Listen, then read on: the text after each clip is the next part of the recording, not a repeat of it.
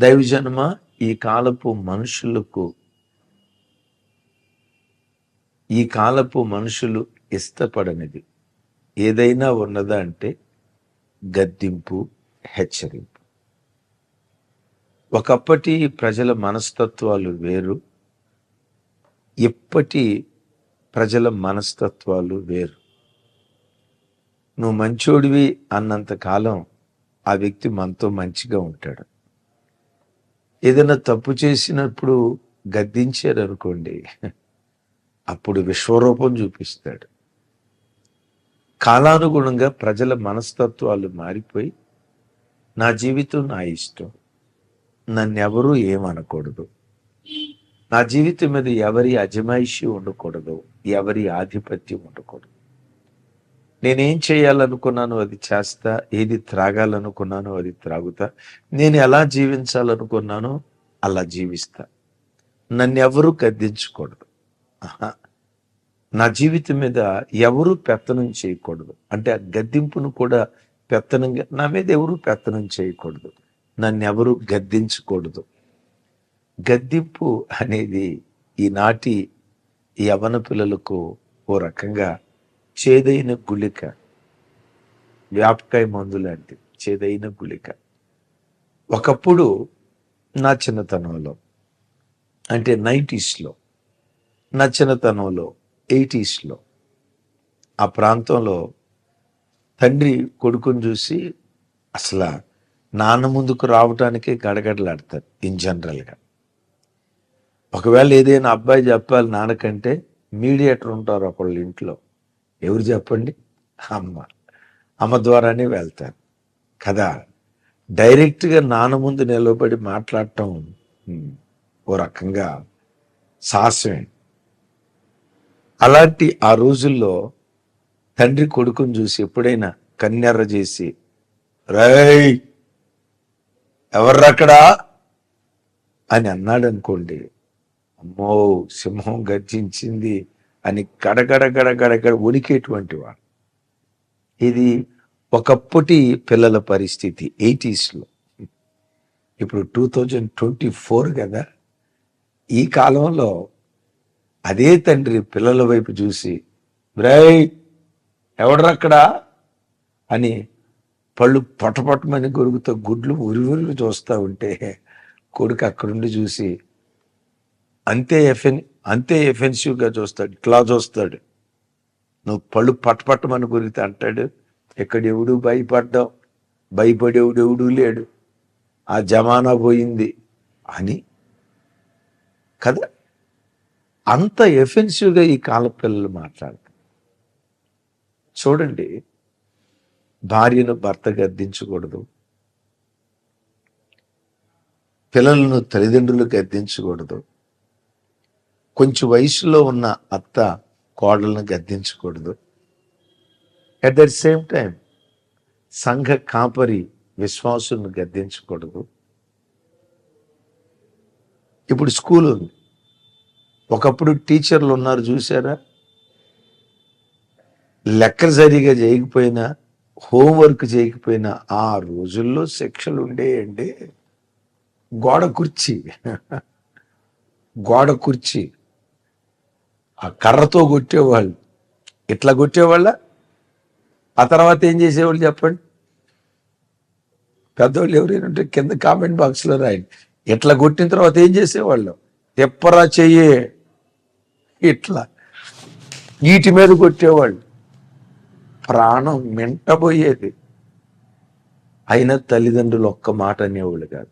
మా అబ్బాయిని ఎందుకు కొట్టావు, మేమే కొట్టాం, ఎందుకు కొట్టావు అని అడిగేవాళ్ళు కాదు. ఆ కాలపు తల్లిదండ్రులు టీచర్కి అప్పగించి ఒకే మాట అనేవాళ్ళు, సార్ ఈయన్ని ఏం చేస్తారో మాకు తెలియదు, వీడి క్రమశిక్షణ నేర్పండి సార్ అనేవాళ్ళు. ఈ కాలపు తల్లిదండ్రులు అబ్బాయిని కొట్టారు అని తెలిస్తే చాలు.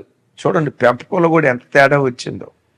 కొట్టారు అని తెలిస్తే చాలు, టీవీ మీడియా వాళ్ళకు ఫోన్ చేసి, ఇదిగో టీచర్ గారు అరాచకం చేశాడు, మా అబ్బాయిని కొట్టాడని మొత్తం ప్రపంచం అంతా ఆ టీచర్ని గురించి టామ్ చేస్తారు కదా. అసలు ఈ తరం గద్దింపును కోరుకొని తనం, గద్దింపును కోరుకొని తరం. దైవజనమా, సంఘానికి కానీ కుటుంబానికి కానీ ఒక విద్యార్థికి కానీ గద్దింపు చాలా అవసరం. గద్దింపు వింటే గద్దెనెక్కుతావు, గద్దింపు లేకపోతే గడ్డి తింటావు. నేను చెప్పించట్లేదు సుమి, దేవుని వాక్యపు లోతుల్లో చెప్తున్నాను. అందుకనే భక్తుడు ఇక్కడ అంటాడు, చూడండి ఆ మాట, నా గద్దింపు విని తిరుగుడి. ఏమంటాడు? నా గద్దింపు విని తిరుగుడి. మీరు అనొచ్చు, దేవుడు గద్దిస్తే తిరుగుతావండే. దేవుడు ఎట్టా గద్దిస్తాడు? నువ్వు సిగరెట్ తాగుతూ ఉంటే నీ పక్కొచ్చి, రే ప్రార్థనకు వచ్చే నా కుమారుడా, నువ్వేమిరా సిగరెట్ తాగుతున్నావు, ఏమిరా ముందు తాగుతున్నావు బుద్ధి లేనోడా అని ప్రక్కకొచ్చి దేవుడు నిలబడి గద్దిస్తాడా? దేవుడు ఎప్పుడు మ్యాక్సిమం ముఖాముఖిగా గద్దించడు, తాను వచ్చి గద్దించడు. ఎలా గద్దిస్తాడు? పెద్దల ద్వారా గద్దిస్తాడు, తల్లిదండ్రుల ద్వారా గద్దిస్తాడు, సంఘ కాపరి ద్వారా గద్దిస్తాడు, ఆత్మీయ నాయకుల ద్వారా గద్దిస్తాడు, దేవుని ప్రతినిధులను నిలవబెట్టి దేవుని ప్రతినిధుల ద్వారా దేవుడు గద్దిస్తాడు. బైబిల్లో రాయబడిన మాట, దేవుడు గద్దించు మనుషుడు ధన్యుడు. Praise the Lord. ఎవరు ధన్యులు? దేవుడు గద్దించే మనుషుడు ధన్యుడు. రేపు ఆదివారం మందిరాలకు వెళ్తున్నారు కదా తమ్ముడా, చెల్లి, ఈరోజే అడుగు, అయ్యా వాక్యంతో ఆదరించు, ఓదార్చు. వాటితో పాటు గద్దింపుతో కూడుకున్న వాక్యం నా ప్రాణాత్మ శరీరాలలోనికి చొచ్చి ఎముకల్లో మూలుగుల్లో దాగి ఉన్న అపవిత్రత వాక్యం ద్వారా బయటకు తీసుకురాయ్యా. నీ గద్దింపు నాకు కావాలి. దేవుడు దైవ సేవకుల ద్వారా నీకు గద్దిస్తాడు. అయ్యా అమ్మ వింటున్నారా? ఆదివారం సేవకుల ద్వారా దేవుడు గద్దిస్తాడు. గద్దింపుతో కూడుకున్న వాక్యం సంఘానికి, దేవుని ప్రజలకు అవసరం. ఓ మాట చెప్పమంటారా? పాత నిబంధన గ్రంథంలో బలిపీఠం దగ్గర యాజకత్వం చేసే యాజకుడి దగ్గర ముండ్ల గరిట అని ఉంటుంది. విన్నారా? ఏ గరిట? ముండ్ల గరిట. ముండ్ల గరిట బలిపీఠపు జల్లెడి మీద, ఎత్తడి జల్లెడి మీద మాంసాన్ని కాలుస్తున్నప్పుడు కొన్ని కొవ్వు పట్టిన ముక్కలు, విన్నారా? కొవ్వు పట్టిన ముక్కలు రబ్బర్ బంతి ఎగిరినట్లుగా ఎగురుతూ ఉంటాయి. కొన్నిసార్లు ఎగిరి కింద పడబోతూ ఉంటాయి. యాజకుడు ఏం చేస్తాడో తెలుసా? ఆ కొవ్వు పట్టిన ముక్కలను మొదలగరిటితో పొడిచి ఆ ఎత్తడి జల్లెడి మీద అట్లుండేటట్లుగా నొక్కి పెడతాడు. ఎంత నొక్కి పట్టిన కొన్ని ముక్కలు, కొవ్వు పట్టిన ముక్కలు, విన్నారా? కొన్ని కొవ్వు పట్టిన ముక్కలు ఎగిరి కింద పడతాయి. ఆ కింద పడిన ముక్కల్ని యాజకుడు ఏం చేస్తాడో తెలుసా? మొండ్ల గరిట తీసుకొని గుచ్చుతాడు. ఆ కొవ్వు పట్టిన ముక్కను గుచ్చి బలిపెట్టు మీద పెట్టి కాలుస్తాడు. అట్లా మొండ్ల గరిటతో గుచ్చి ఎత్తడి జల్లెడి మీద పెట్టి కాల్చడాన్ని బట్టే ఆ క్రొవ్వు పట్టిన మొక్క కూడా బూడిదగా మిగిలిపోతుంది. ఈ దేవుడు బూడిదకు ప్రతిగా పూదండనిచ్చేవాడు. ఆమేన్ చెప్పండి ఒకసారి, ఆమేన్. దేనికి ప్రతిగా? బూడిదకు ప్రతిగా పూదండనిచ్చేవాడు. అయితే బూడిదగా మారాలంటే కొవ్వు పట్టిన మొక్కకి ఏముండాలి? ముండ్ల గరిట ఉండాలి. నిజమే. లోకంలో ప్రతి మనుషుడు కొవ్వు, ఆ మాట కొంచెం పెద్దగా ఉందేమో, హార్డ్గా ఉందేమో, అయినా తప్పదు, వాక్యం కదా. క్రొవ్వు పట్టిన మనుషులు ఉంటారు. గర్వం అనే కొవ్వు, కామకత్వం అనే కొవ్వు, అహంకారం అనే కొవ్వు. వాడు నాకు చెప్పేదేంటి?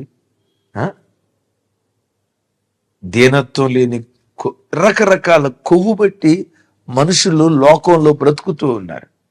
బిడ్డలారా, ఇలాంటి కొవ్వు పట్టిన స్థితిలో మీరు నేను బ్రతుకుతూ ఉండగా బూడిదైతేనే పాళ్యం వెలుపలికి యాజకుడు తీసుకొని వెళ్తాడు. మనం బూడిదైతేనే పరలోక రాజ్యానికి యేసుక్రీస్తు వారు మనల్ని తీసుకొని వెళ్తారు. బూడిద కావాలి అంటే ఇది బలిపీఠం మీద పెట్టి కాల్చబడాలి. కొవ్వు బట్టి కింద పడిపోతున్న మొక్కలను మొడ్లగరిటితో గుచ్చినట్లుగా గద్దింపుతో కూడుకున్న వాక్యం ప్రతి బిడ్డకు కావాలి కావాలి కావాలి. విన్నారా? అలా గద్దింపుకు లోబడితే 5 రకాల ఆశీర్వాదాలు టకాటక చెప్తాను. గద్దింపు తిరస్కరిస్తే వాడు గద్దె మీద నుండి దిగి గడ్డి తినే ప్రమాదం అంట. దేవుని గద్దింపుకు లోబడిన వాడు గద్దెనెక్కుతాడు. ఇక్కడ అంటాడు, నా గద్దింపు విని నా తట్టు తిరుగుడి, నా ఆత్మను మీ మీద కుమ్మరిస్తాను. రెండవది, మీకు ఉపదేశం చేస్తాను అంటాడు. ఎంత చక్కటి మాట! ఆయన గద్దింపుకు నువ్వు లోబడితే తన ఆత్మను దేవుడు నీ మీద కుమ్మరింప చేస్తాడు. అప్పుడు నీవు పరిశుద్ధాత్ముడు నీవు కలిసి బ్రతకటానికి దేవుడు కృప చూపిస్తాడు. దీని గురించే కదా భక్తుడైన దావీదు గారు అంటారు, నీతిమంతులు నన్ను కొట్టుట నాకు ఉపకారం, వారి గద్దింపులు నాకు తైలాభిషేకం అంటాడు. తమ్ముడా, చెల్లి, దైవజనుడు వాక్యం చేత నేను గద్దించేవాడై ఉండాలి. వాక్యం చేత నేను హెచ్చరించేవాడై ఉండాలి. ఆయన గద్దింపుకు నువ్వు లోబడ్డావా? పరిశుద్ధాత్మ తైలాభిషేకం నీ తల మీద కుమ్మరించబడుతుంది. ఈ మధ్యకాలంలో ఎక్కడ చూసినా తైలాభిషేక ప్రార్థనలో తాగుబోతుడు తల మీద కూడా నూనె పోస్తారు. ఓ గద్దింపుతో కూడుకున్న వాక్యం ఉండదు.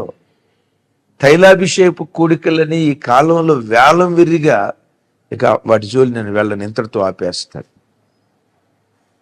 ఏంటి తైలాభిషేకం? గద్దింపుతో కూడుకున్న సందేశం సంఘానికి వినిపించటమే తైలాభిషేకం. ఆ గద్దింపుతో కూడుకున్న వాక్యం నిన్ను దర్శించినప్పుడు వెంటనే నువ్వు లోబడితే దేవుడు తన ఆత్మను నీ మీద కుమ్మరింప చేయటం ప్రారంభిస్తాడు. నంబర్ 1. రెండో మాట అంటాడు, నేను నీకు ఉపదేశం చేసేదను. ఒక్కసారి నువ్వు ఆయన గద్దింపుకు లోబడితే పదే పదే దేవుడు నీతో మాట్లాడతాడు. బిడ్డ, అలా చేయొద్దురా, అమ్మ అలా వెళ్ళొద్దురా, ఇలా బ్రతుకు అని ప్రతి విషయం పదే పదే దేవుడు నీతో మాట్లాడటం ప్రారంభిస్తాడు. విన్నారా? ఇంట్లో మనకి 2 పిల్లలు ఉన్నారండి. మొదటోడు ఉన్నాడు, ఏం చెప్పినా వెంటనే లోబడతాడు. చెయ్యెత్తి ఒక దెబ్బ కొట్టిన గడగడ ఉనికి తలకాయ ఉంచుతాడు. రెండో వాడు ఉన్నాడు, కాస్త హుషారుడు. వాడిని ఏదన్నా మాట అన్నామా, చెయ్యెత్తి కొట్టబోయామా, ఏంటి మమ్మే, నేను ఇంకా చిన్నపిల్లోళ్ళ కనపడుతున్నానా అంటాడు. ఇది 7 సంవత్సరాలోడు కూడా. అట్లా తిరుగుబాటు చేసేవాడు ఒకడు ఉన్నాడు. మొదటోడు విధేయత చూపించేవాడు. మీరు గద్దించాలనుకుంటే తొందరగా ఎవరిని గద్దించడానికి ఆసక్తి చూపిస్తారు? మొదటోడికే. ఏదైనా చెప్పాలనుకుంటే ఎవరికి చెప్తారు? మొదటోడికే. ఎందుకు? వాడి విధేయత చూపించాడు గనక. బిడ్లరా, దేవుని గద్దింపుకు లోబడితే నంబర్ 1 తన ఆత్మను కుమ్మరిస్తాడు. నంబర్ 2 నీతో పదే పదే మాట్లాడతాడు. మూడో మాట చెప్పమంటారా? నీవు ఆయన మాటకు లోబడితే, నీకేదైనా అవసరం వచ్చి ప్రభువా నాకు ఈ పని చేసి పెట్టని నీవు ప్రార్థన చేస్తే నీ మాట దేవుడు వింటాడు. అంటే నీ ప్రార్థన దేవుడు విని నీ ప్రార్థనకు దేవుడు జవాబిస్తాడు. దేవుడు గద్దించినప్పుడు నువ్వు లోబడకుండా నా జీవితం నా ఇష్టం అని అన్నావనుకో, చూడు 24వ వచనంలో అంటాడు, నేను పిలవగా మీరు వినకపోతిరి, నేను చేయి చాపగా ఎవడును లక్ష్య పెట్టకపోయిరి, నేను చెప్పిన బోధ ఏమియు మీరు వినక త్రోసివేసితిరి, నేను గద్దింపగా అని చెప్తూ మీకు అపాయం కలిగినప్పుడు, కష్టం ప్రాప్తించినప్పుడు నేను అపహాస్యం చేస్తాను. అప్పుడు వారు నన్ను గూర్చి మొరపెట్టుదురు గాని నేను ప్రత్యుత్తరం ఇయ్యకుందును. నన్ను శ్రద్ధగా వెతికెదురు గాని వారికి కనబడకుందును. ఏమన్నాడు? వాళ్ళు మొర పెడతారు, నేను వాళ్ళ మొర వినను. వాళ్ళు శ్రద్ధగా నన్ను వెతుకుతారు, నేను వాళ్ళకి కనపడను. ఎందుకు వినరయ్యా మీరు? నేను గద్దించినప్పుడు వాళ్ళు వినలేదు గనక. నేను మిమ్మల్ని అడుగుతా, అదే గద్దింపుకు లోబడితే నీ ప్రార్థన దేవుడు అంగీకరిస్తాడు. ఎంత గొప్ప కృప! అందుకని దైవజనమా, గద్దింపుతో కూడుకున్న వాక్యం కావాలి. దేవుని చేత పదే పదే గద్దించబడాలి. అలాంటి ముండ్లగరిటి కలిగిన యాజక తరం క్రైస్తవ సంఘానికి కావాలి. రేపు ఆదివారం మందిరానికి వెళ్తున్నారు. హృదయపు లోతులో నుంచి అడగండి, దేవా, గద్దింపుతో కూడుకున్న వాక్యం మాకు వినిపించి మా బ్రతుకును దిద్దుబాటు చేయండి అయ్యా. గద్దింపుకు లోబడితే ఘనత. వాక్యం అంటుంది చూడండి, సామెతల గ్రంథం 13వ అధ్యాయం, సామెతల గ్రంథం 13వ అధ్యాయం. అందరూ చూడండి, 18వ వచనం. శిక్షను ఉపేక్షించు వానికి అవమాన దారిద్ర్యతలు ప్రాప్తించును, గద్దింపును లక్ష్య పెట్టువాడు ఘనత నందును. గద్దింపును లక్ష్య పెట్టని వాడికి అవమానము దారిద్ర్యత కలుగుతుందట. గద్దింపును లక్ష్య పెట్టేవాడు ఘనత నొందుతాడట. రాజైన దావీదును గద్దించడానికి నాతాను ప్రవక్త వచ్చాడు.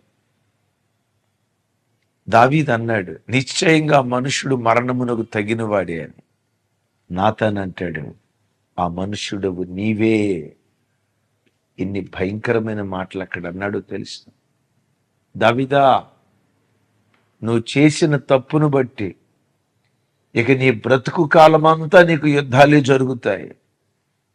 నువ్వు చాటును పాపం చేశావు, నీ కొడుకు బహిరంగంగా పాపం చేస్తాడు. ఆ తర్వాత పెద్ద పదం వాడతాడు, నీ కుమారుడు నీ ఎంత గద్దింపుతో కూడుకున్న మాటలు. ఆ మాటలు అన్నప్పుడు దావీదు అనాల్సింది, రాజు కదా, రాజునైన నన్ను నువ్వు గద్దిస్తావా? నేనిచ్చే దశంభాగాలు, నేనిచ్చే కానుకల మీద బ్రతికే సేవకుడైన నీవు నన్ను గద్దిస్తావా? ఎవరక్కడా? మెడ మీద తలకాయ తీసేయండి అని అనాల్సింది దావీదు. అద్భుతం తెలుసా? ఆ గద్దింపుకు లోబడి నేలమట్టుకు సాగిలిపడి, ప్రవక్త నా కొరకు ప్రార్థన చేయి, పశ్చాత్తాపడ్డాడు. పశ్చాత్తాపట్టాన్ని బట్టే దావీదు సింహాసనాన్ని మరలా ఇచ్చి అతని దీపం నేటికి దేదీప్యమానమైన జ్యోతిగా యెరూషలేములో ప్రకాశిస్తుంది. దావీదు ఘనత నొందాడు. సౌలు కుటుంబం అవమాన పాలైంది, దారిద్ర్యానికి అప్పగించబడింది. ఎందుకో తెలుసా? గద్దింపును లక్ష్య పెట్టలేదు. దేవుడు గద్దించు మనుష్యుడు ధన్యుడు. ఆమేన్. ఆఖరి మాట చెప్తాను.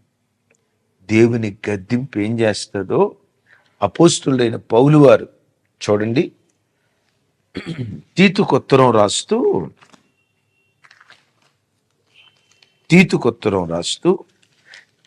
ఓ మాట, తీతుకొత్తరం రాస్తూ 1వ అధ్యాయం 14వ వచనంలో ఓ చక్కటి మాట అంటాడు. చూడండి ఆ మాట, 14వ వచనం.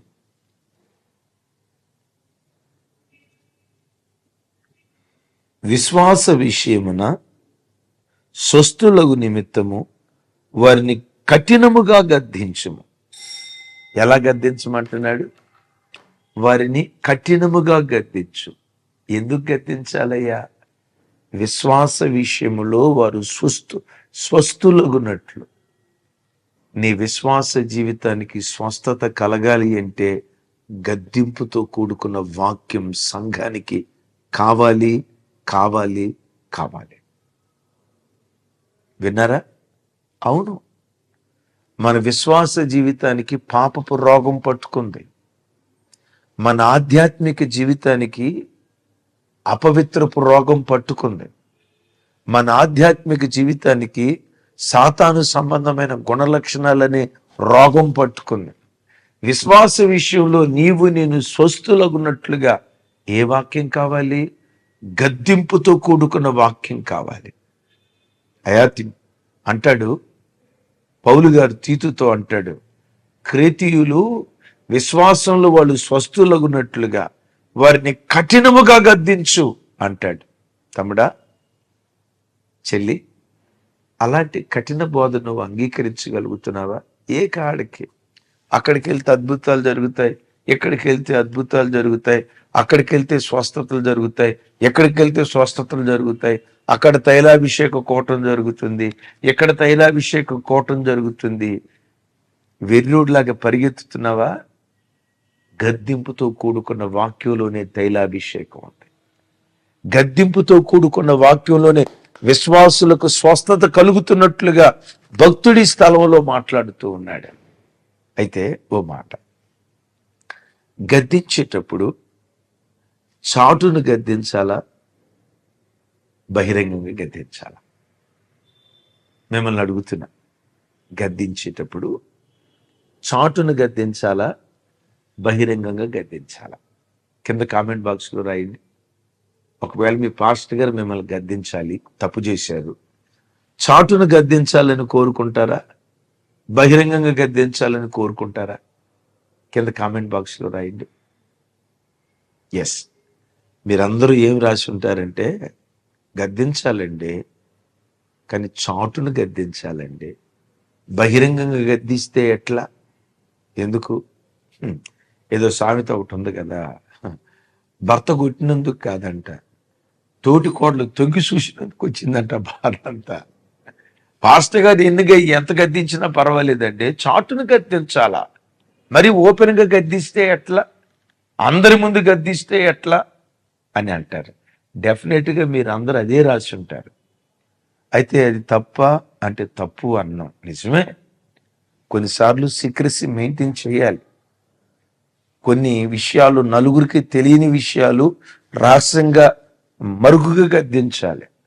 అయితే కొన్ని సందర్భాల్లో బహిరంగంగా కూడా గద్దించాలి. ఇది నేనన్న మాట కాదు. అపోస్తులైన పౌలు వారు తిమోతికి ఉత్తరం రాస్తూ తిమోతితో అంటాడు, 1 తిమోతి 5వ అధ్యాయం 20వ వచనం, ఇతరులు భయపడు నిమిత్తము పాపము చేయు వారిని అందరి ఎదుట గద్దించు. విన్నారా? ఏమన్నాడు? చెప్పాలి. ఇతరులు భయపడినట్లు అందరి ఎదుట బహిరంగంగా గద్దించు అంటాడు. ఇతరులు భయపడు నిమిత్తము పాపము చేయు వారిని అందరి ఎదుట గద్దించు అంటాడు. చాటును గద్దించాలి, నిజమే.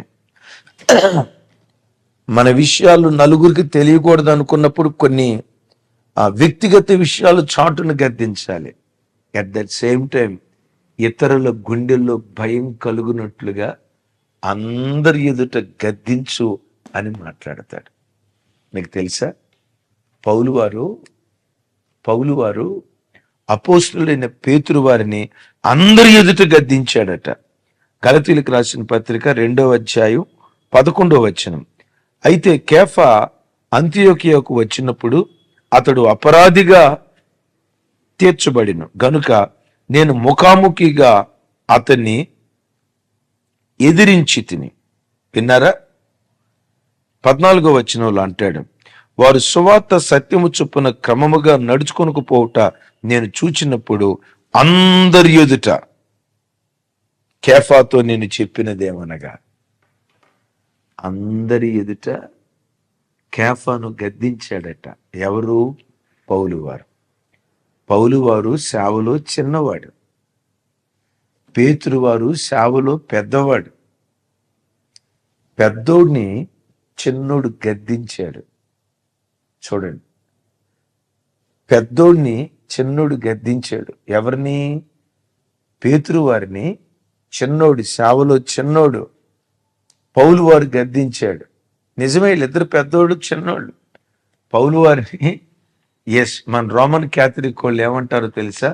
చిన్నప్ప అంటారు. పేతురు వారిని రాయప్ప అంటారు. రోమన్ క్యాథలిక్లో ఈ పేర్లు ఉంటాయి, రాయప్ప, చిన్నప్ప. విన్నారు కదా? నేను రోమన్ క్యాథలిక్ కాబట్టి నాకు తెలిసి బాగా. చిన్నప్ప, రాయప్ప. చిన్నప్ప పెద్దప్పని గద్దించాడు. పెద్దప్ప ఏం చేశాడు తెలుసా? దాన్ని అంగీకరించి దిద్దుబాటు చేసుకున్నాడు. ఇది పెద్దరికం. అందుకనే ఆ రోజుల్లో ప్రపంచం సేవ ఒక విప్లవంలాగా జరిగింది. అలాగని గద్దించమని సేవకుడు నోటుకొచ్చినట్లుగా, సంఘాన్ని నోటుకొచ్చినట్లుగా అనమని కాదు. మెట్టుకు సంఘబిడ్డలారా, సంఘానికి ఎప్పుడు గద్దింపుతో కూడుకున్న వాక్యం అవసరం. ఆ గద్దింపుతో కూడుకున్న వాక్యం ఉంటే, లోబడితే ఆత్మను కుమ్మరిస్తాడు, నీతో పదే పదే మాట్లాడతాడు. ఆ గద్దింపుకు నువ్వు లోబడితే నీ ప్రార్థన దేవుడు అంగీకరిస్తాడు, ఘనతను నీకు ఇస్తాడు, నీ విశ్వాస జీవితానికి స్వస్థత కలుగుతుంది. అందుకనే ఎప్పుడు గద్దించే భర్త, గద్దించే తల్లిదండ్రులు, గద్దించే సేవకుని కలిగి ఉండటం భాగ్యం, భాగ్యం, భాగ్యం. ప్రార్థన. తండ్రి, మాతో మీరు మాట్లాడినందుకు స్తోత్రాలు. రేపటి దినాన ప్రజలు మందిరాలకు వెళ్ళబోతున్నారు. గద్దింపుతో కూడుకున్న శ్రేష్టమైన వాక్యం, దిద్దుబాటుతో కూడుకున్న శ్రేష్టమైన వాక్యం, ఆదరించే వాక్యం, ఓదార్చే వాక్యం, ధైర్యపరిచే వాక్యం ఒక్కొక్క బిడ్డకు మీరు వినిపించి ఘననామాన్ని కనపరుచుకోమని ప్రార్థన చేస్తూ, సమస్త ఘనతలు మీకే ఆరోపిస్తూ యేసు నామం పేరిట ప్రార్థించి పొంది ఉన్నాం తండ్రి. ఆమేన్. తండ్రి అయిన దేవుని ప్రేమ, కుమారుడైన యేసుక్రీస్తు వారి దివ్యకృప, పరిశుద్ధాత్మ దేవుని సహవాసం మనకు సకల పరిశుద్ధులకు సదా తోడయుండి నడిపించునుగాక. ఆమేన్.